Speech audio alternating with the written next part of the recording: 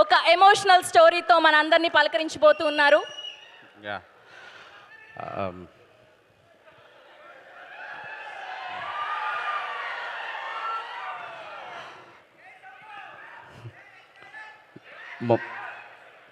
మా అన్నయ్య మా కోసం వచ్చారు. మా అన్నయ్య నన్ను హీరోని చేశాడు ఈరోజు. ఎందుకంటే శిల్పకళా వేదిక చిరంజీవి గారి అభిమానులకు ఒక ఎమోషన్. నేను మనందరికీ తెలుసు, ఎన్నోసార్లు బయట పోలీసులతో కొట్టించుకుంటాం, పాసులు దొరక్క, దొంగ పాసులు దొరకో, ఆ పైన వచ్చాయని ఏడ్చిన రోజులు ఉంటాయి. మనందరికీ శిల్పకళా వేదిక చాలా ఎఫెక్షన్. నాకు ఆ కార్నర్, ఈ కార్నర్ అక్కడ తోసేసేవాళ్ళు.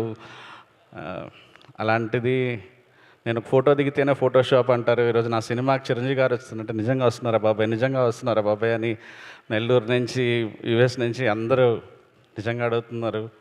అన్నయ్య థ్యాంక్స్ అన్నయ్య, లవ్ యూ అన్నయ్య.